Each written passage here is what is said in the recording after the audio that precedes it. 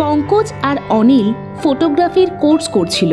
এই জন্য তাদের নানা ধরনের ফটো তোলার জন্য বিভিন্ন ঐতিহাসিক জায়গায় যেতে হতো। তারা একটা প্রজেক্ট পেয়েছিল যেখানে তাদের এই রকমই ইউনিক ফটো তুলতে হতো। আরে ইয়ার, স্যারও কিরকম একটা প্রজেক্ট দিয়ে দিল। এখন ইউনিক ছবি আমি কোথা থেকে পাই? আমরা তো মোটামুটি সমস্ত জায়গায় ফটোশ্যুট করে ফেলেছি, এখন এখানে তো আর কিছু বেঁচে নেই। আর যেগুলো বেঁচে আছে সেগুলো তো আমাদের সিনিয়ররাই কাজ করবে না। এখন আমরা কি করব? প্রজেক্ট তো পুরো করতেই হবে। আমাদের নম্বর কম আসলে পরবর্তীকালে অসুবিধা হবে বন্ধু। পঙ্কজ আর অনিল কথাই বলছিল, ঠিক তখনই ওই কলেজেই পঠনরত একটি ছেলে অমিত সেখানে আসে। তোমরা চিন্তা করো না, আমার কাছে একটু উপায় আছে। আমার গ্রামের পাশে অনেক ঐতিহাসিক নিদর্শন আছে, ওখানে তুমি ভালো ভালো ছবি পেয়ে যাবে। আরে বাহ, এটা তো খুব সুন্দর খবর। আমি আজকে রাত্রে ট্রেনে গ্রামে যাচ্ছি, যদি যেতে চাও তো যেতে পারো। আমি আমার গ্রামের কাজগুলো করে নেব আর তোমরা তোমাদের প্রজেক্ট শেষ করবে। অনিল আর পঙ্কজ দুজনেই অমিতের গ্রামে যাওয়ার জন্য তৈরি হয়ে নেয়, কিন্তু তাদের বাবা মা তাদেরকে সেখানে যাওয়ার কোনো অনুমতি দেয় না। আর তাদেরকে তারা বলে, না বেটা, মানলাম তোর পড়াশোনা এমনই যে তোকে ঐতিহাসিক জায়গায় যেতে হয়, কিন্তু যেই জায়গাটার কোনো আতা পাতা নেই সেই জায়গায় আমি তোকে কি করে পাঠিয়ে দিই বল? হ্যাঁ মা, অনিল আর অমিত তো সাথে আছে, তুমি কেন এত চিন্তা করছো? আমাকে আমার প্রজেক্ট শেষ করতে হবে, আমাকে ওখানে যেতেই হবে না, বুঝো? আর এক সপ্তাহেরই তো ব্যাপার, তুমি বুঝতেই পারবা না, দেখতে দেখতে আমি চলে আসবো। পঙ্কজ তার মায়ের কথা শোনে না আর অমিত আর অনিলের সাথে সেখানে চলে যায়।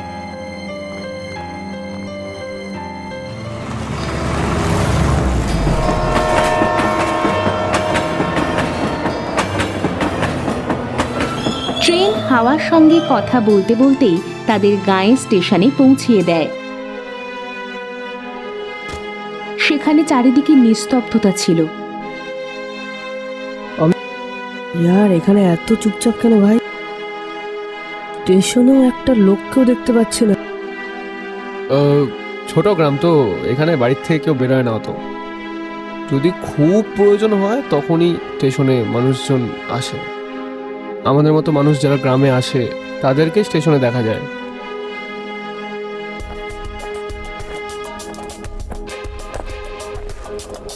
তারা তিনজন একটি গরুর গাড়িতে বসে পড়ে আর গাঁয়ের দিকে এগোতে শুরু করে।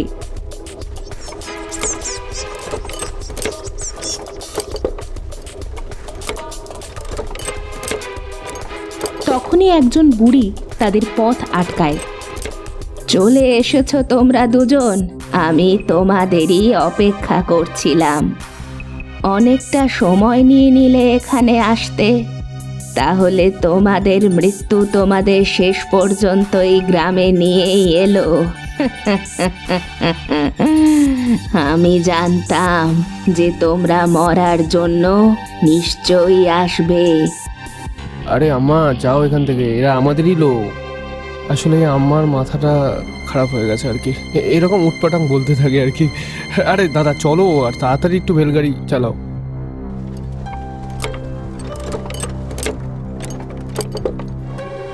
পঙ্কজ গরুর গাড়িতে বসা থাকা অবস্থায় পিছনে ঘুরে দেখে সেই বুড়িটা সেখানেই দাঁড়িয়ে তাকে দেখে হাসছে। পঙ্কজের দেখে খুব অদ্ভুত লাগে, কিন্তু সে কিছুই করে উঠতে পারত না। সেও এটাই ভেবে নেয় যে বুড়িটার মাথা খারাপ আছে, এই জন্য সে এমনটা করছে, কিন্তু তার মাথা থেকে তার কথাগুলো কিছুতেই বেরোচ্ছিল না। তখন তারা অমিতের বাড়ি পৌঁছে যায়।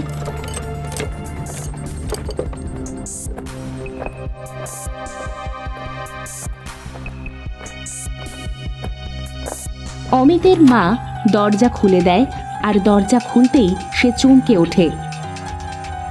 এই দুজন এখানে?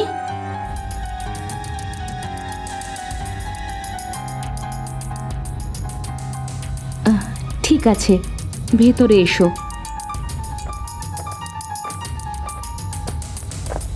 অমিতের মা তাদের খুবই যত্ন আত্তি করে, কিন্তু সে সারাটা সময় তাদের দিকে এক দৃষ্টিতে তাকিয়েই থাকে। এইসব অনিলের খুবই আশ্চর্য লাগে। অমিত তাদের রাত্রিবেলা ঘর থেকে বাইরে বেরোতে নিষেধ করে দেয়।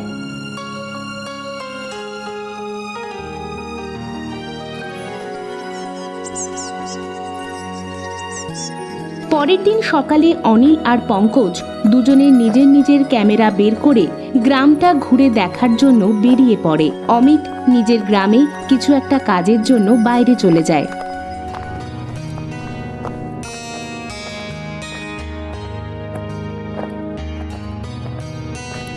ইয়ার, গ্রামে তো একটা ছবিও ভালো পাচ্ছি না। অমিত বলেছিল গ্রামের আশেপাশে নাকি কিছু ঐতিহাসিক নিদর্শন আছে যেগুলো আমাদের কাজে লাগতে পারে। সেগুলোই এখন খুঁজতে হবে।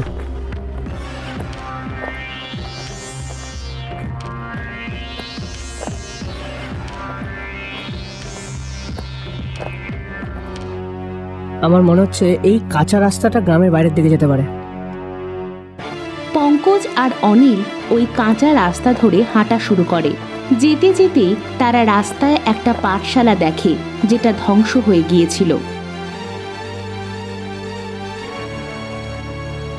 এই ভগ্নাংশটা মনে হচ্ছে অনেকটা পুরনো, কিন্তু এর উপরে আবার স্কুলের নাম লেখা আছে। মনে হচ্ছে এই পাঠশালাটা অনেক পুরনো। এর ভিতরে গিয়ে একবার দেখতে হবে। পাঠশালার ভিতরে কি গোপনীয়তা আছে? পঙ্কজ আর অনিল যেই মুহূর্তে পাঠশালা ধ্বংসস্তূপের দিকে এগোয় তখন সেখানে একটা লোক আসে আর তাদের যাওয়ার পথ আটকে বলে, আরে আরে, তোমরা দুজন এখানে কি করছো? তোমরা এই গ্রামে তো মনে হচ্ছে না। আমরা এখানে কিছু ছবি তুলতে এসেছি যেগুলো আমাদের প্রজেক্টের জন্য লাগবে। আমরা শহর থেকে অমিতের সাথে এসেছি। এই পাঠশালার ভিতরে ভুলেও যাবে না। হ্যাঁ, এই রহস্যময় পাঠশালাতে আজ অবধি যারা গিয়েছে না তারা কোনোদিনও ফিরে আসেনি। হ্যাঁ, কি আছে রহস্যময় পাঠশালার ভিতর? দেখো ভাই, এটা তো আমারও জানা নেই এই পাঠশালার মধ্যে কি আছে, ঠিক আছে? কিন্তু এই পাঠশালাতে কেউ যায় না। এর পাশেই শুধু একজন চৌকিদার থাকে, সে শুধু এখানে আসার জন্য নিষেধ করে। তাও দিন পড়লেই ও চলে যায়। দিন পড়লে পরে তো কোনো পাখি অবধি এখানে উড়ে না। হ্যাঁ, বুঝলা? হ্যাঁ, ঠিক আছে, তো আমরা দিন পড়ার আগে এখান থেকে চলে যাব। পঙ্কজ আর অনিল ওই লোকটার কোনো কথা মানে না আর সিকিউরিটি গার্ডের কাছে পৌঁছে যায়। সিকিউরিটি গার্ড ওনাদের দেখে সেখানেই তাদেরকে আটকে দেয়, কিন্তু যখন তারা দুজন তাদের কাজের কথা বলে তখন তাদের যেতে দেয়। আর সূর্য অস্ত যাওয়ার আগে ওই রহস্যময়ী পাঠশালা থেকে বের হয়ে যাওয়ার কথাও তাদের বলে দেয়। আরে, এই ভাঙা পাঠশালার মধ্যে আমার সত্যি খুব ভয় লাগছে রে ভাই।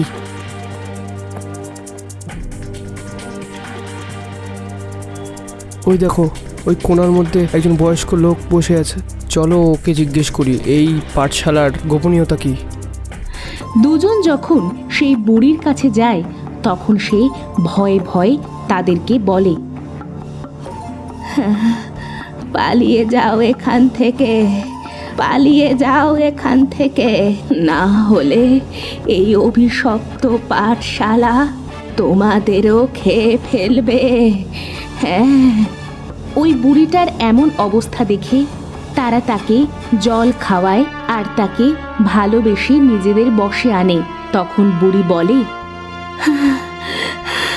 এই পাঠশালা অভিশপ্ত। অনেক বছর আগে এই পাঠশালাতে একটা বাচ্চা হারিয়ে গেছিল, যার বাবা একজন জাদুকর ছিলেন। উনি এই পাঠশালাকে ধ্বংসস্তূপে পরিণত করলেন আর এখানে বসবাসকারী সব লোকেদেরও গায়েব করে দিয়েছিল। তখন থেকে এই পাঠশালা একটা রহস্যময়ী পাঠশালা হয়ে গেছে। তো এই পাঠশালা ঠিক করার জন্য কোনো তো উপায় হবে? এই পাঠশালা একটা চাবি দিয়ে ঠিক হতে পারে। এই পাঠশালার একটা ঘরে একটা বাচ্চা বন্দি আছে, আর ওই ঘরের চাবি এই পাঠশালার কোথাও একটা লুকিয়ে আছে। যদি কেউ ওই চাবিটা খুঁজে পেয়ে ওই বাচ্চাটাকে মুক্ত করে দেয় তাহলে এই পাঠশালা আবার ঠিক হয়ে যাবে, আর এই পাঠশালাতে বন্দি সব বাচ্চারাও মুক্তি পেয়ে যাবে। কিন্তু ওই বাচ্চাটাকে কে বন্দি করেছিল? ওকে একজন অধ্যাপক কাজ না করার শাস্তি দিয়েছিল, কিন্তু সে তাকে ওই ঘরে বন্দি করে ভুলে গিয়েছিল। সে খুবই নিষ্ঠুর অধ্যাপক ছিলেন। সে সবাইকেই এমন ভয়ঙ্কর শাস্তি দিত। পঙ্কজ আর অনিল সিদ্ধান্ত নিয়ে নেয় যে এই রহস্যময়ী পাঠশালাকে তারা অভিশাপ থেকে মুক্ত করবে আর বাচ্চাদের মুক্তি দেবে। তারা চাবি খুঁজতে শুরু করে দেয়।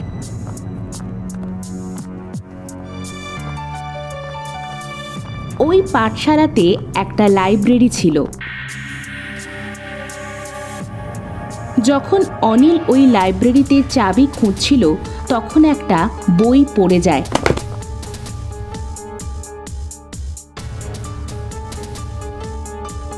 এই বইটা বারবার কেন পড়ে যাচ্ছে? আমি বারবার রাখছি তাকের মধ্যে, বারবার পড়ে যাচ্ছে।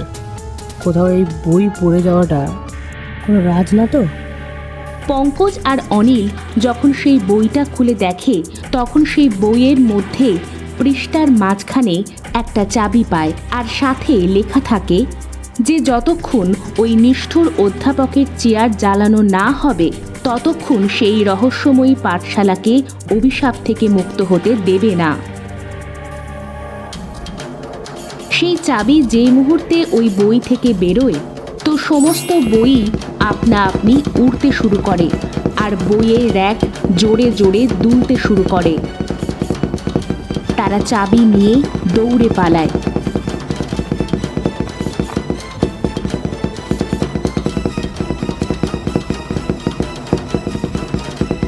চাবি তো আমরা পেয়ে গেছি, কিন্তু এই ঘরটা কোথায় খুঁজবো যেখানে বাচ্চারা বন্দি আছে? পঙ্কজ আর অনিল সারা পাঠশালায় ঘুরতে থাকে, কিন্তু সবকিছুই কালো হয়ে পড়ে থাকে।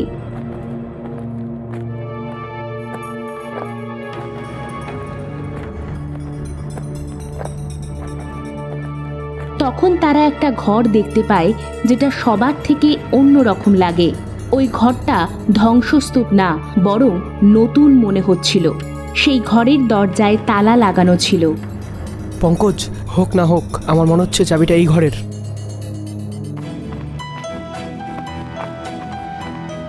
দুজন দৌড়ে গিয়ে সেই তালাকে খোলে।